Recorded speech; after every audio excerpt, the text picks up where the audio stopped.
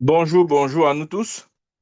Je vous salue au nom de Jésus-Christ. Nous continuons dans cette série d'enseignements sur les fondamentaux de la vie chrétienne, c'est-à-dire les choses que tout enfant de Dieu, né de Dieu, doit savoir. Bien-aimé, si tu ne sais pas ces choses, ton christianisme sera à la hauteur de ta connaissance. Plus vite tu apprendras ou plus vite tu connaîtras ces choses, mieux sera ta vie. Ta vie sera à l'image de ta connaissance. Ça, c'est un principe. La vie de chacun à l'image de sa connaissance. Parce que la Bible dit, tel un homme pense, tel il est. Tu ne peux pas aller au-delà de la connaissance qui est en toi. Voilà pourquoi dans cette série d'enseignements, Dieu voudrait révéler ces choses qui peut-être étaient cachées à tes yeux, ou même peut-être tu avais déjà entendu, mais il voudrait amplifier cela. Amen. Aujourd'hui, nous allons développer trois points essentiels. Rappelons-nous, la première séance, nous avons développé 3 points. Aujourd'hui, c'est encore 3 autres points. Nous avions dit que nous sommes un esprit. Nous avions dit que nous sommes une nouvelle créature. Et nous avions dit que nous avons la nature et la vie de Dieu. Aujourd'hui, qu'est-ce que nous disons? Ou qu'est-ce que nous allons voir? Nous allons voir que nous sommes la justice de Dieu. Voilà. Ça sera le premier point. Le deuxième point, nous sommes justifiés. Amen. Et le troisième point, ça sera nous sommes sanctifiés. Ce sont des vérités qu'il faut savoir, bien aimé. Je vous assure, quand Dieu a commencé à ouvrir mes yeux sur ces choses, je me sens léger comme le papier. Des fois, tu as l'impression que la vie chrétienne est pénible. Tu marches comme ça pèse sur tes épaules. Ça pèse, c'est comme si c'est un fardeau lourd. Après, on dit non, non, non, si ton fardeau est lourd, va déposer à la croix de Christ. Tu pars aussi à la croix. Tu dis, Seigneur, vraiment, à ta croix, je dépose mon fardeau. Tu déposes chaque jour, mais le fardeau là ne quitte pas. Pourquoi? Parce que le fardeau ne quitte pas en déposant le fardeau à la croix. Le fardeau quitte par la révélation que tu auras des Écritures. Va déposer ton fardeau autant que tu veux à la croix. Ça ne te quittera pas. Je te dis la vérité. Non, mon prophète, n'est-ce pas si on dépose à la croix de Christ, à la croix de Christ, vraiment, déposons nos fardeaux à la croix de Christ. Ah bon, hein? Tu vois, tu sais que tu as déposé ça depuis des années, c'est toujours sur toi. Ah, sois honnête. Depuis des années que tu déposes tes fardeaux là à la croix, toi-même, tu sais que les fardeaux là ne t'ont pas quitté. Pourquoi? Parce que les fardeaux te quittent par la révélation. Amen. Les fardeaux nous quittent par la connaissance. Il dit, mon peuple périt faute de connaissance. Il n'a pas dit mon peuple périt parce que ils n'ont pas venu, ils sont pas venus déposer leur fardeau à la croix, à la croix. Et encore que même si c'était ça, l'homme crucifié n'est plus à la croix, il est sur le trône. Donc s'il faut déposer les fardeaux dans la logique, la compréhension que les gens ont souvent là, ce n'est pas à la croix, c'est sur le trône qu'il faut le faire. Ouais. Et Dieu n'a jamais dit d'aller déposer quelque chose sur le trône. Non. Pourquoi? Parce que ce n'est pas la connaissance. La Bible dit que le juste est délivré par la connaissance. Proverbe. Le juste est délivré par la connaissance. Aussi longtemps que tu es ignorant, Dieu ne pourra rien faire dans ta vie. Pleure comme tu veux, lamente-toi comme tu veux. La connaissance doit paraître, bien-aimé. Quand la lumière paraît, les ténèbres disparaissent. Amen. Et aujourd'hui, je dis, nous sommes la justice de Dieu. Dans 2 Corinthiens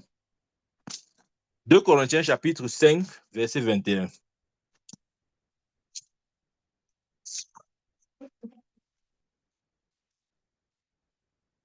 2 Corinthiens 5, 21, il dit, celui qui n'a point commis de péché, il a fait devenir péché pour nous afin que nous devenions en lui justice de Dieu. Celui qui n'a point commis de péché.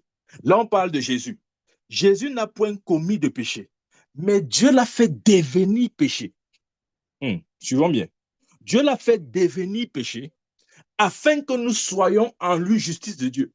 Dans le but pour lequel Jésus a été fait péché, c'est pour que nous soyons en justice. Amen. Et nous sommes la justice de Dieu. Bien, mais je ne sais pas si tu comprends ce que ça veut dire. Tu es la justice personnifiée. Tu es la justice personnifiée. C'est ce que tu es maintenant. Maintenant, tu vas dire, mais mon prophète, Jésus avait dit que cherchez premièrement la justice de Dieu, le royaume de Dieu et la justice, et toutes les autres choses se sont ajoutées par-dessus tout. Il faut arrêter avec la récitation. Jésus, quand il dit cherche premièrement le royaume de Dieu et la justice, et toutes ces autres choses te seront ajoutées par-dessus tout, il s'adressait à qui? Il s'adressait à ses disciples qui n'étaient pas nés de nouveau. Il leur disait que la clé de la vie, c'est le royaume et la justice. Et la bonne nouvelle, c'est que depuis que tu es né de nouveau, tu es entré dans le royaume. Donc tu ne cherches plus le royaume parce que tu es déjà dans le royaume. Mieux encore, Dieu a fait de toi la justice. Maintenant, tu vois les chrétiens qui sont là. Oh Seigneur, je cherche ta justice. Cherche avec la torche. Tu ne trouveras pas cette justice. Amen. Continue de chercher. Je sais qu'on aime ça. On aime. C'est-à-dire, les chrétiens aiment. C'est-à-dire, on aime faire les choses improductives. Voilà, c'est ça.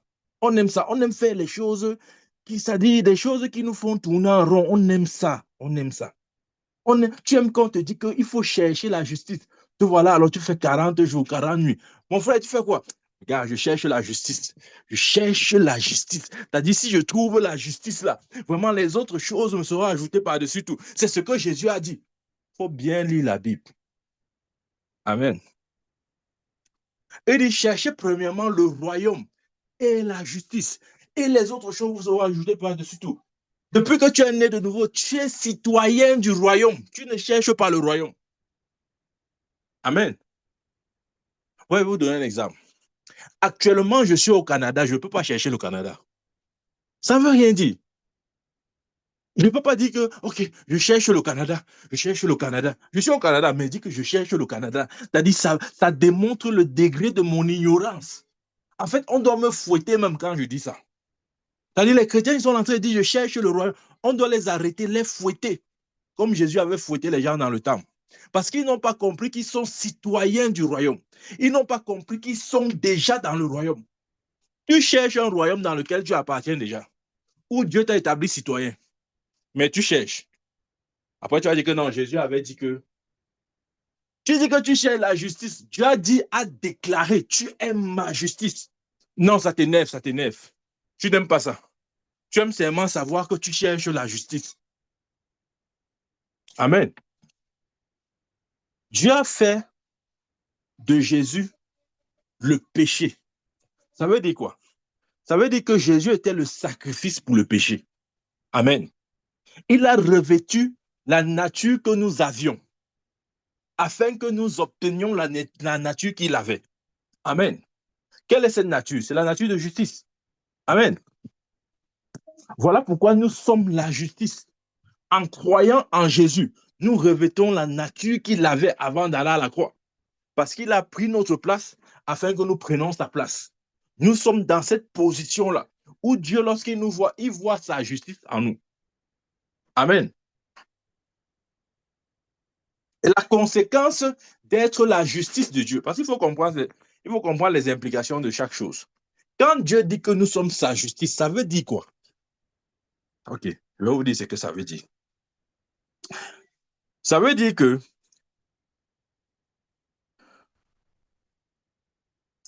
nous sommes l'expression même de sa gloire.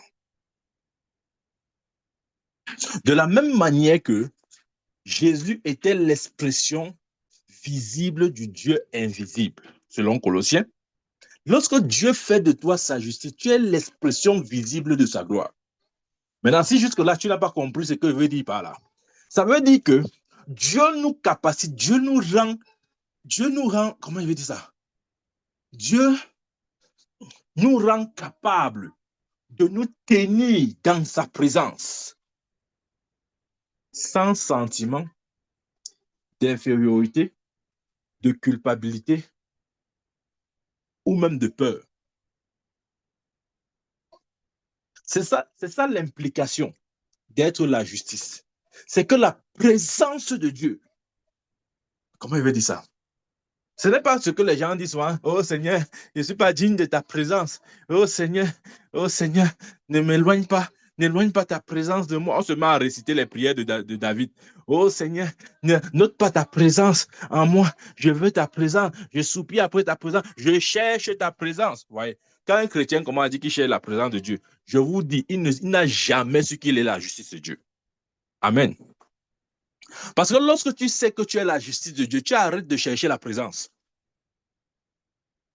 Parce que le fait d'être la justice de Dieu signifie aussi que tu n'es pas à la recherche de la présence de Dieu. La présence de Dieu est venue littéralement en toi. Amen. Et tu n'es plus ce chrétien qui essaie, comment je vais dire ça, qui s'efforce à entrer dans la présence de Dieu. Regardez. Dans l'Ancien Testament, le souverain sacrificateur entrait une fois par an dans le tabernacle, dans le lieu très saint pour l'expiation des péchés. Et la Bible dit que quand il entrait, on mettait une chaîne à son pied parce qu'on ne savait jamais. Tout pouvait arriver là-bas. Il pouvait entrer dans la présence de Dieu et pour une raison ou une autre, Dieu le frappe. Parce qu'à ce moment, l'homme n'était pas digne de la présence de Dieu. C'est pourquoi il y avait des mesures, il y avait des précautions. On attachait le pied parce qu'on ne savait jamais. Peut-être il entrait, puisque c'était les hommes non qualifiés qui entraient. Mais quand tu deviens la justice de Dieu, Dieu te qualifie pour sa présence. Tu n'entres pas avec peur comme le souverain sacrificateur. Tu n'entres pas avec une chaîne au pied sous prétexte ou sous peur que tu peux mourir dans sa présence. Non, bien-aimé, ce n'est pas comme ça. Nous sommes nés dans la présence de Dieu. Nous vivons dans la présence de Dieu continuellement. Il n'y a pas un moment où tu es hors de la présence de Dieu. Alors, les chrétiens ne comprennent pas ça. Quand tu es la justice de Dieu, ça veut dire qu'il n'y a pas un moment où tu es hors de sa présence. Amen. Regardez, jusqu'au moment, avant, comment il veut dire ça, jusqu'à ce que Jésus dise, mon Père, pourquoi m'as-tu abandonné? Il était constamment dans la présence de Dieu. La présence de son Père était constamment en lui. Mais lorsqu'il dit, mon Père, pourquoi m'as-tu abandonné? La présence de Dieu l'a quitté.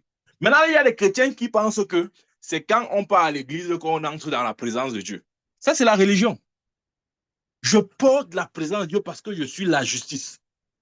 Donc, pourquoi Jésus pouvait dire le royaume de Dieu au milieu de vous? Parce qu'il savait que lui seul, il incarnait le royaume. Lui seul, il incarnait le Père. Lui seul, il incarnait tout ce qui est de Dieu. La Bible dit dans Colossiens qu'en lui habita toute la plénitude de la divinité. Amen. Ça veut dire que quand tu comprends que tu es la justice de Dieu, bien-aimé, il n'y a plus de prières du genre, oh Seigneur, vraiment, je ne suis pas digne. Vraiment, aie pitié du pauvre pécheur que je suis. Beaucoup de chrétiens abordent Dieu de cette manière. On se dit non, c'est l'humilité. C'est l'humilité. Tu sais, Jésus avait donné une parabole de deux hommes, l'autre qui se frappait la poitrine en disant que je ne suis pas digne que tu me regardes, et l'autre oh, t'as dit, je ne sais pas. Il y a une confusion dans le corps de Christ. On dit non, frère, tu sais, Jésus avait donné une parabole. L'un vraiment n'osait même pas lever les yeux vers le Seigneur et il tapait sa main sur sa poitrine en disant, oh Dieu, pitié de moi. Et l'autre disait vraiment, je donne la dîme, je donne les offrandes, je ne suis pas comme ce pécheur, etc. On dit non, frère, tu dois être comme cet homme-là, qui est comme ce pécheur, qui vient devant le Seigneur et qui se tape la poitrine en disant, oh Dieu, aie pitié du pauvre pécheur que je suis. Oh Dieu, j'implore ta miséricorde. Ah, on dit que non, ça c'est vraiment le frère aime, le frère aime. C'est-à-dire que quand tu vois un chrétien comme ça, fouette-le. Fouette-le. J'étais autorisé aujourd'hui, fouette-le. Parce qu'il ne comprend pas. Ah, bien aimé. Je crois que le jour qu'on va être au ciel là, je ne vous mens pas, au lieu d'être dans la joie, on va pleurer. On va pleurer parce qu'à ce moment, on aura la pleine révélation des choses. On va voir que on a vécu une vie. C'est-à-dire que tu étais à moins 1% de ton potentiel. Tu as vécu toute ta vie sur terre à moins 1% du potentiel que Dieu t'avait donné. Amen.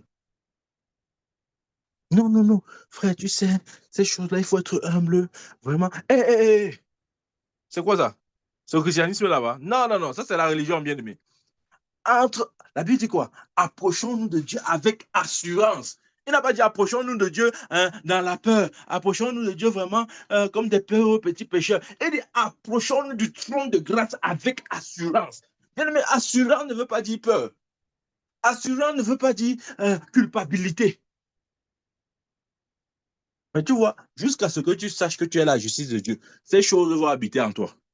Et chaque jour, tu vas dire que je m'en vais à la croix déposer. Tu déposes quoi là-bas? Il n'y a rien là-bas. Arrête ça. Arrête de déposer à la croix. Commence à être impacté par la révélation. Amen. Parce qu'elle était dit tous les jours. Et je te dis encore, celui qui était sur la croix, il n'est plus sur la croix, il est sur le trône. Donc, je ne sais pas pourquoi tu aimes la croix là comme ça. Là. C'est-à-dire la chaise, le trône de Dieu qui est là, dans les cieux, ça t'énerve. Non, tu n'aimes pas ça, tu n'aimes pas ça. Tu veux la croix. Amen. Allons-y. Donc, c'est important, bien aimé. Dans Hébreu 10, verset 19, il dit ceci. Hébreu 10, 19, il dit. Attendez que je retrouve ça. Hébreu 10, 19. Ainsi donc, frères, puisque nous avons au moyen du sang de Jésus une libre entrée dans le sanctuaire. Je recommence. Ainsi donc, frères, puisque nous avons au moyen du sang de Jésus une libre entrée dans le sanctuaire. Attendez, je vais vous dire ce que ce verset signifie. Nous avons, il dit ainsi donc, nous avons au moyen du sang de Jésus une libre entrée dans le sanctuaire. Si vous vous rappelez bien, lorsque Jésus est mort à la croix, la Bible dit, lorsqu'il a rendu l'âme, là il a rendu l'esprit, le voile du temple qui séparait le lieu saint du lieu très saint s'est déchiré. Et la Bible donne bien le sens de la déchirure. C'est déchiré du haut vers le bas. La Bible n'a pas dit le voile est déchiré du bas vers le haut. Non, du haut vers le bas. Ça veut dire quoi? Ça veut dire que c'est Dieu lui-même qui a pris ses ciseaux. Parce que la déchirure venait du haut et non du bas. OK? C'est Dieu lui-même qui est venu avec son ciseau pour déchirer ce voile-là. Pourquoi? Parce que lorsque le sang a été coulé, lorsque le sang a coulé, le sang de Jésus a ouvert la voie pour le sanctuaire. Une libre entrée dans le sanctuaire. C'est ce que le sang de Jésus a fait. Mais vous voyez, même si la voie a été ouverte par le sang, ce n'est pas suffisant. Il faudrait que ceux qui empruntent ce chemin soient les gens de la même espèce que Dieu. Parce que ce n'est pas parce qu'une voie ouverte que tout le monde peut l'emprunter. Non. Amen. Ce n'est pas parce qu'une voie ouverte que tout le monde peut l'emprunter. Le sang de Jésus a ouvert le chemin dans le sanctuaire. Ça a ouvert le chemin pour qui? Pour que ceux qui sont maintenant qualifiés par Dieu puissent marcher et puissent y entrer. Amen. Donc ça veut dire que ceux qui se tiennent dans le sanctuaire, ce sont les gens qualifiés. Ce ne sont pas les pécheurs. Si tu te définis comme un pécheur, tu ne mérites pas d'être dans le sanctuaire de Dieu. Amen. Le sang a frayé la voie pour ceux que Dieu, ou pour ceux à qui Dieu a donné sa justice. Parce qu'il faut être de la même nature de Dieu pour rester dans son sanctuaire. Amen. Donc, tu vois, quand tu es chrétien, tu refuses d'accepter que tu es la justice de Dieu. Tu vas vivre éternellement dans la culpabilité, dans les complexes, dans la peur, et Satan va te maintenir dans cette atmosphère. Et tu vas passer à côté de tout ce que Dieu avait préparé et planifié pour toi. Amen. Donc, bien-aimé, réalise maintenant que tu es la justice de Dieu. Amen. Avant qu'Adam ne pêche, vous avez vu un jour Adam dit à Dieu, oh Dieu, vraiment, oh, Seigneur, je ne mérite pas. Je ne mérite pas que tu viennes me voir. Seigneur, vraiment, je ne mérite pas. Je ne mérite pas que tu viennes me visiter chaque soir. Non, il n'y avait pas un tel sentiment d'Adam. Parce que c'est le péché qui a installé la culpabilité. Avant qu'Adam ne pêche, il ne s'était jamais senti, comment dire, dans un complexe quelconque vis-à-vis de Dieu. Non, la présence de Dieu ne l'amenait aucun complexe. Au contraire, il voyait Dieu comme un ami. Il voyait Dieu comme quelqu'un qui est comme lui. Rappelons-nous, la Bible dit que Dieu créa l'homme à son image. Donc, Adam portant l'image de Dieu, il se sentait confortable dans la présence de Dieu. La visitation de Dieu était quelque chose de très confortable pour Adam. C'est pas comme aujourd'hui, on croit que vraiment, si Dieu veut visiter là, vraiment, il faut peut-être on va mourir, peut-être. Non, non. Je dis, hein, on va se délivrer de la religion. Amen. Lorsque le sang de Jésus a coulé, ça a frayé le chemin. accès libre dans le sanctuaire. Pour qui? Pour ceux qui méritent. Peut-être tu n'as jamais su ça. L'accès dans le sanctuaire, c'est pour les méritants. Et comment est-ce que Dieu, comment il dit, comment est-ce que l'homme devient, comment il dit ça? Qu'est-ce qui rend l'homme capable de se tenir dans cette présence-là, dans ce sanctuaire? C'est justement la justice que Dieu a donnée à l'homme. Amen. Si nous pouvons nous tenir dans la présence de Dieu sans complexe, à cause de la justice que Dieu nous a donnée. Il ne nous a pas seulement donné sa justice, nous sommes sa justice. Amen. Tu dois avoir cette confiance, cette assurance. Ne viens pas devant ton Père comme ce mendiant. Vous voyez, aucun parent n'aimerait avoir une telle relation avec son enfant. Ou l'enfant, pour lui parler, puis sur lui comme ça, il a peur, il tremble, il n'arrive même pas à articuler 2 mots. Qui d'entre nous sera content? Si tu as un enfant qui agit de cette manière, on te voit, il dit, papa, pardon, papa, je veux te voir, mais je ne mérite pas que tu me parles. Bien-aimé, aucun parent ne voudra avoir une telle relation avec son enfant. Mais nous croyons que c'est ce genre de relation que Dieu veut entretenir avec nous. Ça, c'est encore la religion. Amen. Deuxième point, nous sommes justifiés. Amen. Nous sommes justifiés. Quelle est la preuve que nous sommes justifiés? C'est que Dieu nous a donné sa nature. Dieu nous a donné sa justice, je veux dire. Amen. Le fait que nous ayons la justice ou que nous soyons la justice de Dieu, c'est la preuve que nous avons été justifiés. Maintenant, justifié signifie quoi? Justifié veut dire, comment on dit ça? Déclaré non coupable. Amen. Quand je dis que nous sommes justifiés, ça veut dire que nous sommes déclarés non coupables. Maintenant, il y a la différence entre être pardonné et être justifié. Hein? Les chrétiens doivent comprendre ça. Comprenons ça bien aimé. Il y a la différence entre être pardonné et être justifié. Généralement, tout le monde sait que nous sommes pardonnés, nos péchés sont pardonnés. Dieu a pardonné nos péchés. On s'arrête à ce niveau-là. Mais c'est beaucoup plus grand, bien aimé. Dieu n'a pas seulement pardonné nos péchés. Il n'a pas fait que de pardonner nos péchés. Il est allé plus loin. Il nous a justifiés. La différence à quel niveau? Je vais vous donner un exemple pour établir la différence. Lorsque quelqu'un est pardonné, ça veut dire que pour sa faute, on ne lui impute pas la conséquence. Mais cependant, on retient qu'il est coupable. Mais la sanction ne lui est pas attribuée. Ça, c'est le pardon. Mais dans la justification, c'est une séparation complète entre le coupable et la faute. De telle sorte que non seulement on ne t'impute pas pour ta faute, c'est-à-dire que la conséquence de ton péché ne t'est pas imputée, et mieux encore, on efface l'étiquette de condamné qui était sur toi. Amen. Je vais donner un autre exemple. Supposons que quelqu'un vient te voler. Il vient chez toi de la nuit. Un enfant du quartier ou n'importe qui, bref, un bandit. Il vient chez toi, il vole. Et on l'attrape. On l'amène au tribunal. OK?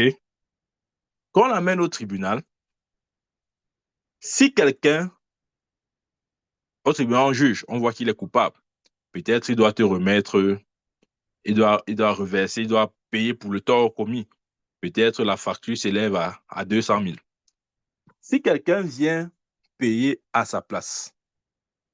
OK? Il n'ira plus en prison, mais dans les registres de la justice, on va écrire néanmoins. Monsieur Justin a volé telle chose à monsieur tel jour à telle heure. Mais lui, il n'ira plus en prison, mais la justice retiendra de lui qu'il est un voleur. Ça, c'est le pardon, bien-aimé. C'est lorsque la faute ou la conséquence ne nous est pas imputée. On ne paye pas pour la pénalité, pour la faute commise. Là, c'est le pardon. La justification, c'est autre chose. La justification, c'est une séparation totale. Non seulement pour la conséquence de ton péché, on ne t'impute pas cela, mais on va même plus loin. Normalement, on devait enregistrer ta faute dans les registres. Dieu prend lui-même sa gomme. Il efface tout.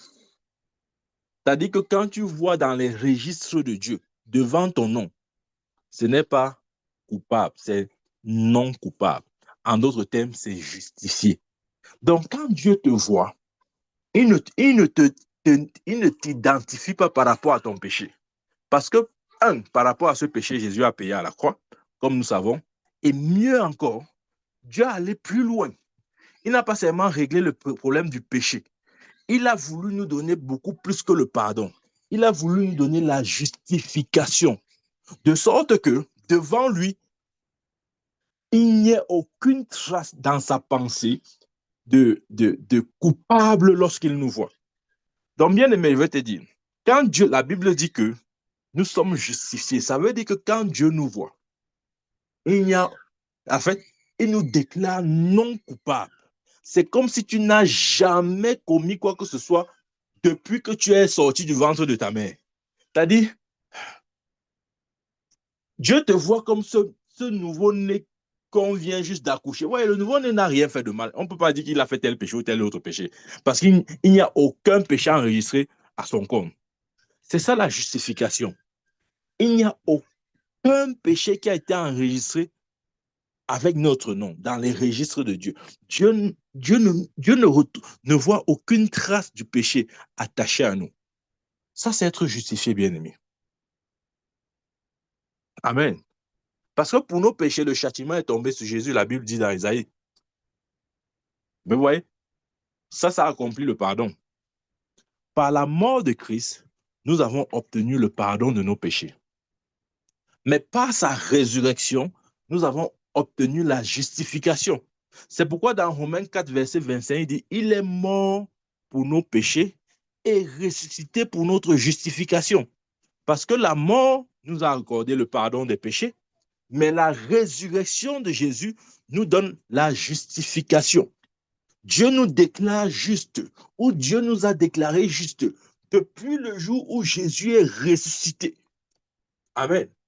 C'est pour cette justification qu'il est sorti de la tombe. Pour que plus jamais Dieu ne nous voie comme des pécheurs. Pour que dans les registres de Dieu, devant notre nom, on puisse écrire où il y a la mention justifiée. Bien aimé, c'est un peu une mention qui peut être enlevée. Dieu ne peut plus effacer justifié qu'il a écrit pour écrire coupable. Non, il ne peut plus le faire. Dieu ne peut plus venir devant ton nom et dire non, il a fait l'erreur. Vraiment, il n'est pas justifié. Vraiment, celui-ci, je dois enlever justifié devant son nom. Je veux mettre maintenant coupable. Coupable, mais pardonné. Non, ce n'est pas ça, bien aimé. Nous ne sommes pas des coupables qui avons été pardonnés. Non, ce n'est pas ça. Hein, les chrétiens se disent que non, je suis un coupable qui a été pardonné. Beaucoup de chrétiens, ça, hein, ils se disent que non, je suis un homme pécheur qui a été pardonné. Non, non, non, non, non, non, non. Parce que, regardez, la notion de pécheur ne matche pas avec la notion de la nouvelle créature. Tu ne peux pas dire que tu es un pécheur et en même temps vous voyez ce que veut dire ça dit? Tu ne peux pas mélanger ces deux notions-là. Nous ne sommes pas des pécheurs qui ont été pardonnés, non. Nous sommes des nouvelles créatures. Nous sommes des êtres qui ont été justifiés. Amen. Dieu ne nous lie pas ou Dieu ne nous associe pas avec le péché ou le pécheur que nous étions avant la nouvelle naissance. Parce que, justement, ce pécheur-là n'existe plus. Donc, bien aimé, ne viens pas rappeler à Dieu quelque chose qui n'existe pas. Et ça, c'est notre travail. On aime rappeler à Dieu ce qui n'existe pas dans sa mémoire. Quand tu viens dire à Dieu, oh Dieu, je suis un pauvre pécheur, je vais te dire, ça va te surprendre. Quand tu dis ça à Dieu, il t'observe, il te regarde. Il essaye de comprendre ce que tu veux dire, mais il n'arrive pas à comprendre. Vous allez me dire que, ah, comment ça, il n'arrive pas à comprendre? Tu n'as pas lu ta Bible. La Bible dit que Dieu a dit là-bas, je, je vous pardonnerai vos péchés et je ne m'en souviendrai plus. Les gens croient que Dieu n'oublie pas. Dieu oublie. Je vais te dire ce qu'il a oublié. Il a oublié cette ancienne nature de pécheur que tu étais là. Donc, n'essaye pas de lui dire, de lui rappeler quelque chose qui n'existe pas dans sa mémoire. Ah, chrétien, écoutez-moi très bien. Ça n'existe pas dans la mémoire de Dieu. Ça existe dans notre mémoire, mais dans sa mémoire, ça n'existe pas. C'est quelque chose qu'il a littéralement enlevé. Il a dit, je ne me souviendrai plus. J'oublierai. Il a oublié. Vous voyez, quand on dit qu'on a oublié quelque chose, ça veut dire que ça n'existe plus. Mais maintenant, toi, non, voilà, ça t'énerve. Tu veux rappeler à Dieu quelque chose qu'il a oublié. Quelque chose qui, quand il fouille dans sa mémoire, il ne retrouve plus. Tu dis, non, Dieu, regarde, regarde, n'oublie pas, n'oublie pas. C'était tel jour. Dieu dit, c'est où, c'est où? Il cherche, il ne voit pas. Tu essaies de lui rappeler ce qu'il a oublié. Je me dis, c'est vrai, bien aimé. Dieu a oublié. Il a oublié. Oui, regardez. Si vous me demandez quelque chose qui s'est produit en 1980, il est impossible que je vous dise, parce qu'en cette année-là, je n'étais pas encore sur Terre. Donc, même si je suis hyper intelligent, je ne peux pas me rappeler de quelque chose qui a existé avant ma manifestation. Je vais dire ça autrement. Quand tu es né de nouveau, tout ce qui a existé avant là, ça n'existe pas dans la pensée de Dieu. Le pécheur que tu essayes toujours de lui rappeler que tu es là, quand il te regarde, ce n'est pas ce qu'il voit. Lorsqu'il te regarde, il voit justifié. C'est comme ça que Dieu te voit. C'est Satan qui te fait croire que ce n'est pas comme ça qu'il te voit. C'est comme ça qu'il te voit. Aux yeux de Dieu, nous sommes déclarés non coupables. Nous sommes coupables d'aucune faute, bien-aimée. Ça peut être pour certains quelque chose d'inimaginable ou d'inconcevable, mais c'est vrai. Vous ne pouvez pas me demander les comptes pour quelque chose qui s'est produit en 1980. Il est impossible que je sois coupable. Parce qu'en 1980, je n'étais pas là. Je n'étais pas là. Ne me posez pas les questions de 1980. Je n'étais pas là. Demandez à ceux qui étaient sur Terre à ce moment. Moi, je n'étais pas là. C'est la même chose, bien aimé. Depuis le jour où tu es né de nouveau, tu es une nouvelle créature. C'est à ce moment-là que Dieu a commencé à te regarder, à te considérer. C'est à ce moment-là que tu as été, comment je vais dire ça, tu as été scellé de l'Esprit de Dieu. Et ta vie commence à ce moment.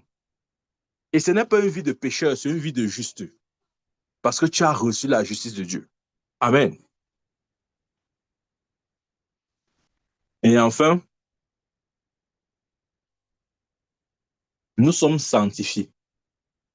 Amen. Ça, c'est le troisième point. Nous sommes sanctifiés. Ça veut dire quoi? Sanctifié veut dire mis à part pour Dieu. Amen. Tu vois, lorsque Dieu te justifie, il ne te justifie pas seulement, il t'a aussi sanctifié. Regardez, ouvrons un peu notre Bible. Je crois qu'on doit lire ça. Dans 1 Corinthiens,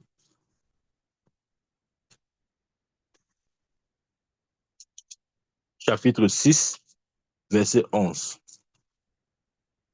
1 Corinthiens 6, 11. Il dit là-bas, et c'est là ce que vous étiez, quelques-uns de vous. Mais vous avez été lavés, mais vous avez été sanctifiés, mais vous avez été justifiés au nom du Seigneur Jésus-Christ et par l'Esprit de notre Dieu. Voyez?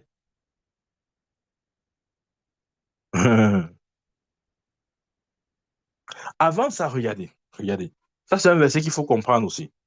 Si vous lisez le chapitre 6 là, Paul, à un moment donné, commence à énumérer, ok, les hommes peut-être à partir du verset 9 par exemple.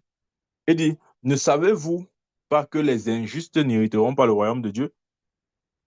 Les injustes, c'est les païens, ceux qui ne sont pas nés de nouveau. Ne savez-vous pas que les injustes n'hériteront pas le royaume de Dieu? Ne vous y trompez pas. Ni les impudiques, ni les idolâtres, ni les adultères, ni les efféminés, ni les infâmes, ni les voleurs, ni les cupides, ni les ivrognes, ni les outrageux, ni les ravisseurs n'hériteront le royaume de Dieu. Il continue en disant, et c'est là ce que vous étiez. Amen. Vous étiez, donc vous n'êtes plus. Donc ça ne sert à rien de venir dire aux chrétiens que vraiment tu es un idolâtre, vraiment tu es un impudique. Il dit, c'est là ce que vous étiez. Amen. Bien aimé, même quand Satan essaye de te ramener dans le passé, dis à ce Satan-là, ce diable-là, c'est ce que j'étais, je ne suis plus. Amen. Il dit, c'est là ce que vous étiez. Il n'a pas dit, c'est là ce que vous êtes. Non, ce que vous étiez. Donc, vous n'êtes plus cela. Donc, ce n'est pas biblique de venir dire aux gens ce qu'ils ne sont pas. La Bible dit, c'est ce que vous étiez. Parce que lorsque Dieu te voit, il ne voit pas l'impudique, il ne voit pas l'idolâtre, il ne voit pas l'adultère. Ce qu'il voit, c'est un justifié. Amen. D'ailleurs, c'est ce que Paul dit dans le verset 11. Il dit, c'est là ce que vous étiez quelques-uns de vous, mais vous avez été lavés. Comment nous avons été lavés? Par le sang de Jésus. Mais vous avez été lavés, mais vous avez été sanctifiés. Quand Dieu te lave, c'est dans le but de te sanctifier, dans le but de te mettre à part pour lui. Amen. Il continue. Mais vous avez été justifiés. Amen. Sanctifié veut dire mis à part. Maintenant, lorsqu'on parle de la sanctification, il faut comprendre la sanctification est à deux niveaux. Il y a la sanctification de l'esprit et la sanctification de l'âme. Amen. Il y a la sanctification de l'esprit et la sanctification de l'âme. Lorsque tu nais de nouveau, ton esprit est sanctifié à ce moment. Amen. Cette sanctification de l'esprit s'accomplit à la nouvelle naissance, pas avant ou après. À ce moment-là, Dieu sanctifie. Amen. Puisque Dieu recrée. Il recrée et le fait qu'il recrée, ça veut simplement dire que cet esprit recréé lui appartient. Donc tu es un sanctifié, tu appartiens à Dieu. Tu es séparé pour Dieu. Ton esprit est séparé pour Dieu. Mais il y a aussi la sanctification de l'âme. Amen. Parce que avant notre nouvelle naissance, nous avons été dans le monde, nous étions des idolâtres, des adultères, tout ce qu'on veut. Et lorsque nous naissons de nouveau, Dieu recrée notre esprit et nous sanctifie. Mais ça, c'est la sanctification de l'esprit. L'âme a aussi besoin d'être sanctifiée. C'est ce que Paul dit dans Romains 12, verset 2. Ne vous conformez pas au siècle présent, mais soyez transformés par le renouvellement de votre intelligence. L'âme a besoin d'être sanctifiée. Autant que l'esprit l'est. L'âme a besoin. Et la sanctification de l'âme est une sanctification progressive et continue. Amen. Donc, au fur et à mesure que nous recevons la parole de Dieu, au fur et à mesure que nous sommes enseignés, au fur et à mesure que nous méditons la parole de Dieu, notre âme entre dans ce processus de sanctification. Amen. Jusqu'à ce que nous ayons des pensées conformes à celles de Dieu. Jusqu'à ce que nous ayons des paroles conformes à la parole de Dieu. À ce moment, on ne parle plus n'importe comment. On se met plus à dire, aide-toi et le ciel t'aidera. C'est-à-dire, on ne se met plus à dire des phrases qui ne veulent rien dire du tout. On parle en accord avec la parole de Dieu. Amen. On dit exactement ce que Dieu dit. Vous voyez, avant de dire ce que Dieu dit, tu dois d'abord penser ce que Dieu pense. Ta bouche ne dira que ce qu'il y a dans ta pensée. Amen. Parce que la transformation de l'âme commence par la pensée. Bien-aimé, tu ne peux pas avoir une bouche sanctifiée si tu n'as pas une pensée sanctifiée. Il faut bien écrire cette phrase-ci. Tu ne peux pas avoir une bouche sanctifiée si tu n'as pas une pensée sanctifiée. Parce que la bouche sort, comment dire, extériorise juste ce qu'il y a en toi. La bouche prend ce qu'il y a dans ta pensée et transmet ça sous forme de parole. La bouche ne fait pas la magie, bien-aimé.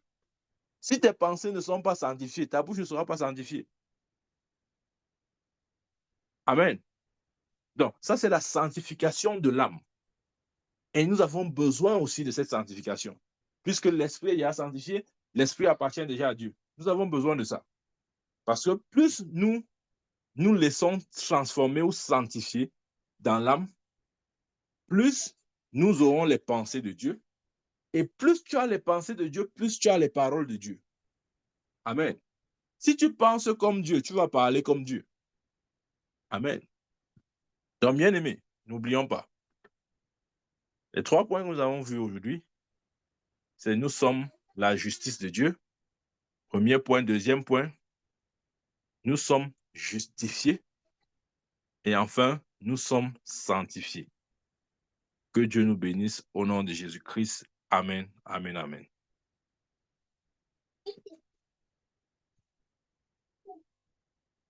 Amen, amen, amen. Amen, amen. Amen.